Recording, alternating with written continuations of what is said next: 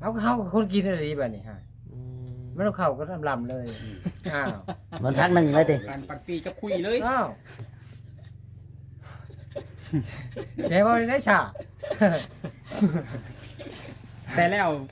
สรุปแล้วนี่เป็นก่อนที่จะมาอยู่น้ำเจ้าอีกบ่ บ่เลย หรือว่าหากเป็นข้ามาอยู่น้ำเจ้านี่ ช่อยคุ้มกล้ ตะ อง กี้บ่ได้เป็นบ่ ตะกี้น่ะ ถูกใจนะบ่ แต่ก่อน ชาแนลเด้ เราไปทันได้มาอยู่น้ำเจ้าเราบ่ได้เป็ เรา น ก็อยากเห็นเจ้านำ มันเป็นอยู่แล้วแต่มันก็บริวารแบบนี้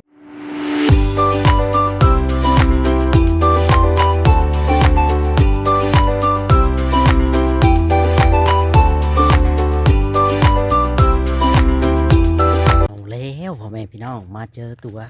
นางใบอยู่วัดอีกแล้วพี่น้องเพิ่นมาเฮ็ดหยังหลังจากว่าไอ้เทิดพาสาวใบมาอยู่วัดเลยพี่น้องเกิดหยังขึ้นเนาะ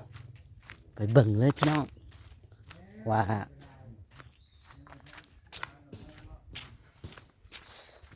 เป็นจังไดพี่น้องฝากกดไลค์กดแชร์หน่อยเด้อพ่อแม่พี่น้อง FC ไปทางไหนเลย เหตุการณ์แล้วเนาะไอ้เธอถามแล้วเฮ็ดอะไรพิธีมันเริ่มต้น ทีนี้มันก็บ่เฮ็ดอันแต่งพระเขา เพิ่นให้แต่งพระข้าวไผบอกนะ ง่ายแหละ ให้แก้วว่า โดย แต่งพระเขา เอาอย่างแต่งงานนี่คุยมีเรื่องเนาะ แนวอยู่แนวกินบ่ได้มันบอกว่ามื้ออื่นบ่ อืม เฮ็ดแล้วแต่งลงมาเป็นมื้ออื่น โอ้เช้าบ้าน แต่งพระเขาพระน้ำเนี่ยเรียบร้อย เพิ่นบอกเมื่อกี้นี่บ่ โดย โอ้ ถามมัน ถามเพิ่นแล้ว แต่งพระเขาพระน้ เป็นว่าจังไดบ่เธอ ำเอา เป็นว่าให้แต่พระเราพระนำบ่ จุดประสงค์ไอ้เทิดสิมาเบิ่งนี่เบิ่งแบบใดนี่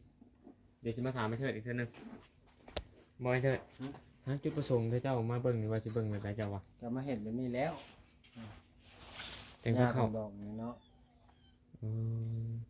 ถามได้สามอยามยังไม่ถาม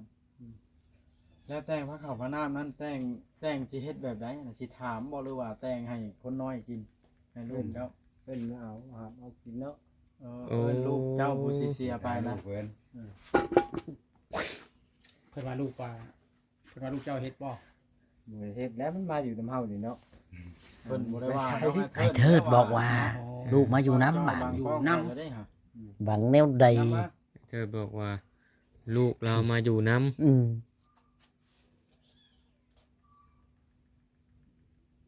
ำอืม ไอ้เทิดน่ะเชื่อไปแนวนั้นเนาะอันนี้ก็ความเชื่อของส่วนบุคคลเด้อพี่น้องเด้อ ไอ้เทิดมาฮอดแต่เหิงบ่ไอ้เทิดไวเฮงเลย คนไทยสิ แต่นตามหลังก็บ่ทัน ไอ้เจ้ามาทางพุ่นเนาะ ตาทั้งพุ่นจะมาได้ซะ นี่ โอ้จังพอแล้วหลัดมาเนาะ ร้านคู่กันชื่อ เพิ่ เนาะ นหลัดมาทางเท้าสร้างบ่ เออบ นเฮาไปค้าน้ำมันเด้ ไปค้างเนาะ ตอนเฮาไปหน้าฝนนะ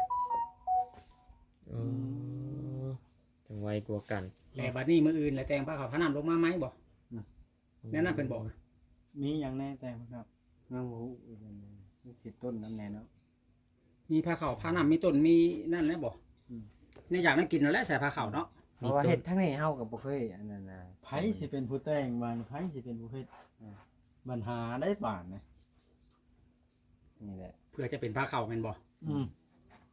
แล้วพระเขามันต้องมีอย่างแน่บัดนี้ มีอย่างแน่เฮาก็ถามเพิ่นเนาะ เบียดๆกับพระเขาเฮากิน เฮา นี่ ต้อง แล้ว ถามเพิ่นได้เถิดเด้ แก้ว แม่น ว่ามีอย่างแน่อย่างแน่เอาสิได้กะเกียมทึกเนาะ แม่น น้ำนุ่มเขานี่ยืนได้กิน กระต้มขนมนุ่มเนาะโอ้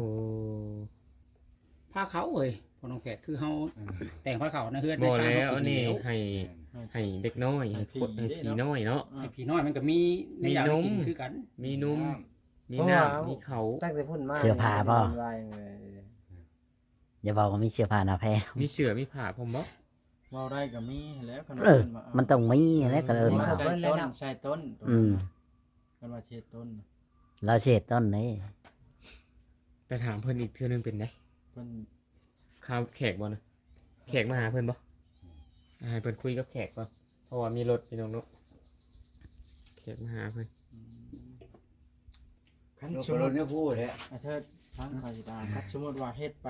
พายนี่แล้วบ่มีหยังดีขึ้นเด้ยินดีที่ไปทางแบบว่าปิ่นปัวทางไปพากไปนี่เนาะเนาะ ไป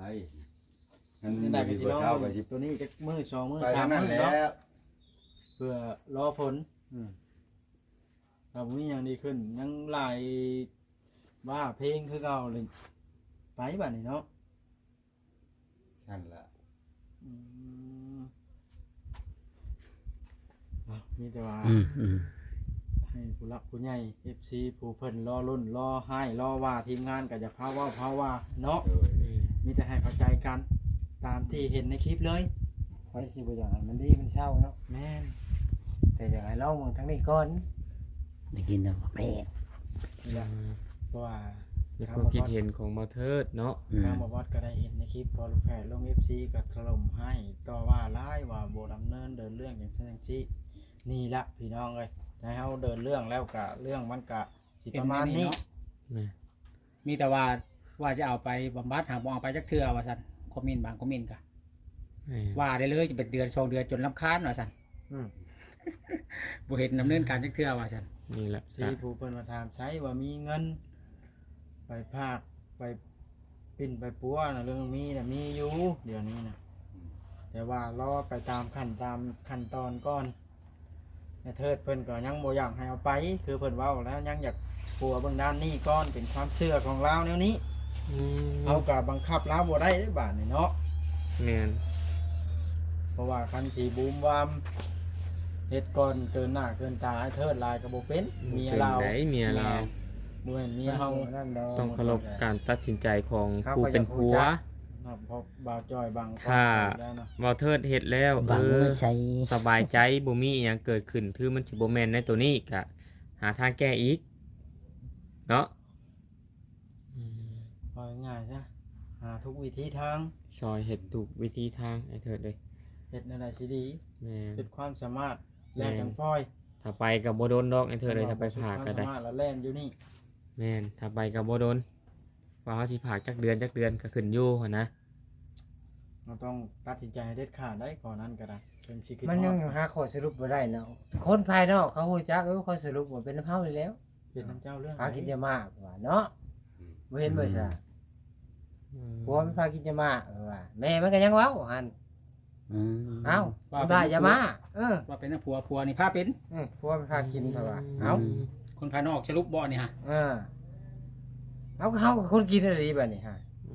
มันเอาเข้าก็ลำเลยอ้าว มันพักหนึ่งเลยติ การปันปีกับคุยเลย อ้าว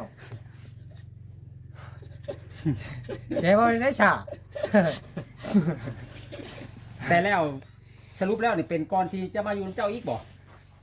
บ่เลย หรือว่าหากเป็นข้ามาอยู่น้ำเจ้านี่ ช่อยคุ้มกล้ ตะ อง กี้บ่ได้เป็นบ่ ตะกี้น่ะ ถูกใจนะบ่ แต่ก่อน ชาแนลดิ เราไปทันได้มาอยู่น้ำเจ้าเราบ่ได้เป็ เรา น ก็อยากเห็นเจ้าน มันเป็นอยู่แล้วแต่มันก็บ่ได้เว้าแบบนี้เนาะ เป็นอยู่แต่ว่าบ่ได้ขันว่าเว้าลายแบบนี้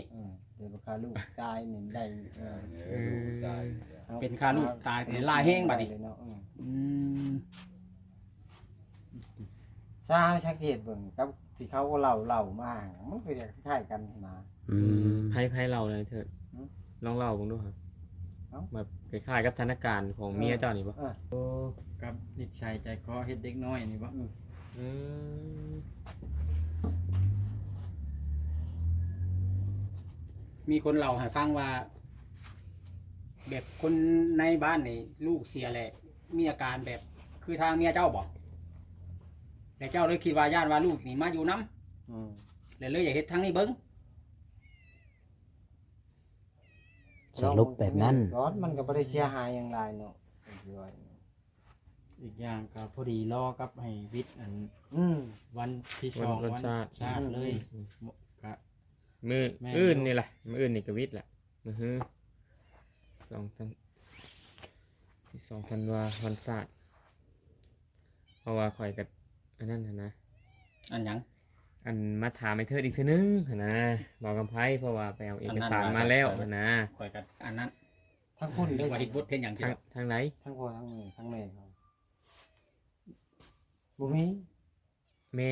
อืม เพราะว่าอันนั้นนายเทิด ฮะ ชีให้ลุงเราได้ไปผากนะขึ้นอยู่กับลุงเรา อืม ลุงเราเว้านั่นแล้วเราเว้าหั่นนะ แล้วของนั่นเนาะแล้วแหละ แต่ลุงเรานี่สิเมื่อแล่นเฮ็ดสัมมนกมนูตัวเลขให้ อืม เพราะการผ่านี่ก็ต้องมีสัมมนูกอบสัมมนูไป แม่ นำ มันแหละเนาะ มีลาย ถ้า เซ็น เอก กัน สาร ข้างแน่อีก ถ้าเอกสารบ่ครบ อืม เพิ่นก็บ่รับไอ้เถิดเด้ย คันว่าพ่อยังก็ต้องมีพ่อมีแม่พร้อม บ่ผู้ใดผู้หนึ่งก็ได้หั้นนะแต่ว่าเป็นผู้ปกครองเป็นญาติ อ่า สายเลือดของเรา นี่ละสาเหตุที่เฮาอันพัวพันกับบาวอนก็ได้เพื่ออาศัยน้ำพึ่งเรือเสือพึ่งปลา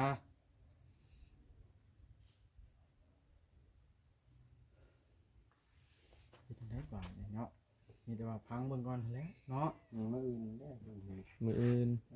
แล้วเราจัดแจงตัวนี้ก่อน แล้วสิเฮ็ดจะได้สิพากันนอนอยู่เฮือนพี่บ่มื้อนี้ เพื่อน อันนี้ก็ ไอ้เถิดสินอนพี่ก่อน ขอเว่าเพิ่มเติมบ่อยากให้ FC ดราม่าเข้ามาอีกเด้อเนาะเพราะว่าเป็นความเชื่อของไอ้เทิดเฮาก็อันนั้นเนาะ จักความสิว่าเนาะ แม่นเฮาสิตัดสินใจว่าโอ้ยงมงายอย่างทางซี่ก็บ่ให้ตัดสินใจ เพราะว่าเฮาน่ะ ความเชื่อของไฟมัน แม่นความเชื่อของภายแล้วเพราะว่าต่างคน ไอ้เถิดหา คิดเป็นของ ไอ้เถิดได้ยินคนเว้าบ่ดูว่าจังไดฮะได้ยินคนเว้า อืม เว้าเมื่อคืนนี่เนาะ คนเว้ามันบอกเฮา เอ เลยเนาะ อบอกเมื่อคืนนี้เพราะว่ามื้อวานนี่ไอ้เถิดยังเงินนั่นอยู่เด้พี่น้อง เรื่องพาไปนี่เฮาก็จะไปเลยเนาะพาไปทางใดก็ อืมสมมุติว่าเจ้าบ่สะดวกที่จะพาเราไปบ่อนนั้น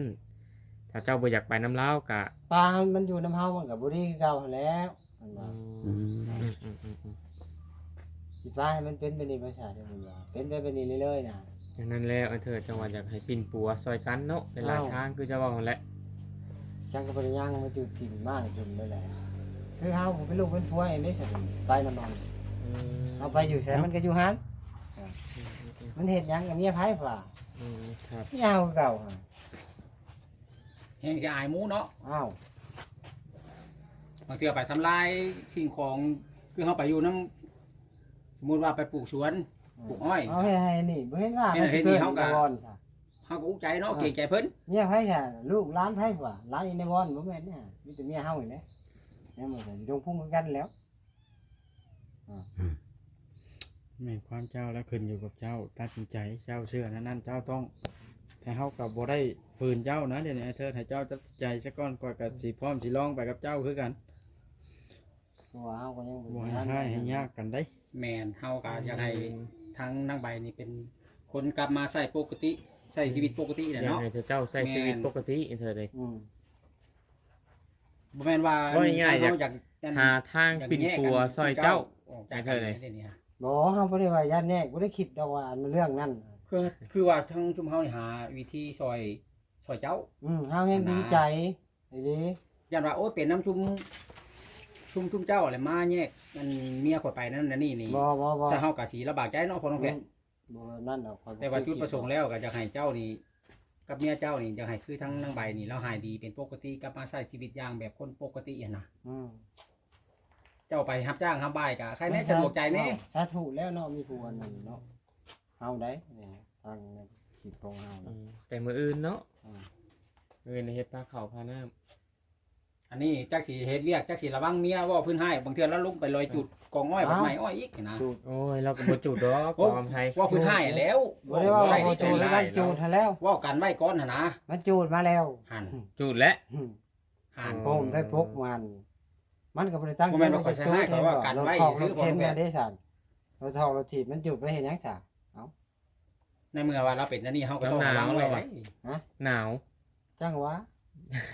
ไปถามเราหนาวเราอ่ะจุไผผิงแล้ว อันนั้นแหละความคิดของมันน่ะนี่เดี๋ยวจูไผพิงซื่อๆแต่มันเสียหายทางไทเฮาด้วยบัดนี้ จูไฟผิงเอาพื้นอย่างใครอยู่เนาะ อ่า อันนี้ไปเอาแนวมันเครื่องใช้มันบ่ได้ใช้แล้วอ่ะ ใครยุบไปจูดเฮือนเจ้าของเนาะ มันคิดบ่คือกันหยังว่าเนาะ เกือบจูดเลยได้ เรา เนาะเฮื เถิ อน ด กัน สิลองเบิ่งอีกมื้ออื่นก่อนเนาะไอ้เถิดเนาะเจียดปลาข้าวพาน้ำปลาปุงปลาปลาให้ พน้ำมาเอิ้นมาฮือแล้วพังผล อืม คันแม่น สักสองมื้อ สัก 2-3 มื้อนะ แม่น ไอ้เถิดว่าความหมายของเรานี่ 2-3 มื้อนี่ก็ฮู้ผลรถคันมันแม่นนะ อืม เนาะ ก็มีแต่ สิว่าแนวใด ฟังไป เนาะ คือทางอาเธอเพิ่นเว้าเนาะพ่อน้องแพทย์ ถ้ามันสิเว้า จ้อยแจ้งขอ เจ้า บ่ สังเกตมันเว้าเนาะ อืม แม่นความไอ้เทิดไอ้เทิด คอยให้คอยยังมัน นางใบไปใช่เลย นี่เรานอนอยู่เนาะตัวหน่อยมีตัวไปหาหญ้าเพิ่นว่ามีหยังแน่เฮ็ดทางคนปลาเขาให้เพิ่น เอาไปซั่นมันก็ คุยกับแขกก่อน เขามาวัดแบบเงียบติ้งเนาะ เงียบเรานอนนะ แต่เล่ากับตี เราบ่ได้นอนนี่ว่าผมก็อยู่เมื่อกี้นี่ มีแต่ว่าให้หญ้าเพิ่นลดน้ำหมกน้ำมนต์ให้เลยมื้ออื่นนี่เนาะไอ้เถิด บางทีพอเฮ็ดตะกอกตะแก้ก็เฮ็ดตะแก้เนาะว่าบ่ได้ได้พี่น้องไอ้เรื่อง เพิ่นบอกให้แต่งผ้าเขาเนาะอืมมีหยังแน่ล่ะซะ พอเข้า แม่นครับ ต้องไปถาม กับ คน เขา นะ กับน้ำ แม่นมี กินนี่แหละเนาะ มีหลายอย่างให้กินมีน้ำมีในเลยเนาะ ของใช้เด็กคือว่าแหละ เราต้อง นมเนย ผ้าอมผ้าอ้อมได้เนาะมีบ่ มันอา ผ้า จ เขานี่ผ้าเขาทิพย์เป็นบ่หรือว่าเฮ็ดผ้าเขาแบบใดป้าเลยบ่เฮ็ดผ้าเขานี่ปล่อยป้าเลยผ้าเขาทิพย์แล้ววะ เขาทิพย์มัน เอ้าผ้าเขาทิพย์คือเฮาเฮ็ดแล้วก็ เอ้าเจ้าหน่อยจะไปถาม เอา อันนั่น เอา เพิ่นเบิ่งอีก ไปเลย เนาะไอ้เธอเนาะไปถามผู้ว่าเพิ่นเบิ่งอีกไอ้เธอเราไปถามเรื่องเจ้านึงพี่น้องไอ้แต่ว่าเฮาบ่เข้าใจหั้นนะไปถามเพิ่น ถ้าเข้าไปแล้วบ่เคยเห็นทางนี้เนาะเฮาก็ได้นะ แต่ว่าอ้ายหยังก็มานำเจ้านะเพิ่นไปถามให้บ่ถามนํกันบ่กินนี่ มันเลยพาไปนะ โอ้ ถามน้องกันพี่น้องพวกไปเบิ่งสาวใบกัน อยู่ใส่ได้เนาะบอกว่าไปเฮ็ดพาเข้าพี่น้องเลยบ่าวเทิดไม่ยอมให้เอาเมียไป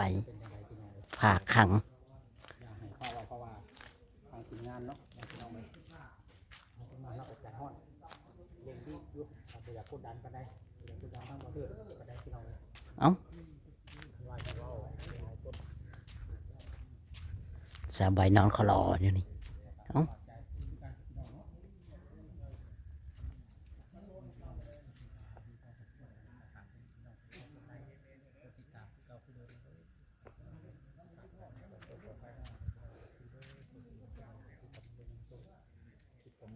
นี่สบายมานอนเขารอ ไปกระจุดคิดทุกอย่างหลังเดือนคำว่าสุขุสุขพี่น้องสำหรับคลิปนี้ขอลาไปก่อนแล้วก็ในคลิปต่อไปด้วยที่จะไปสำหรับคลิปนี้พี่นี่ขอกล่าวว่าสบายดีสวัสดี นี่แหละพี่น้องเลย อยู่วัดพี่น้องเลยเนาะ โอเค พี่น้องเนาะฝากกดไลค์กดแชร์กดติดตามให้หน่อยเด้อพี่น้อง FC ที่เป็นกำลังใจให้เนาะทางบ่าวจอย ขอบคุญขอบคุณนำหลาย ๆ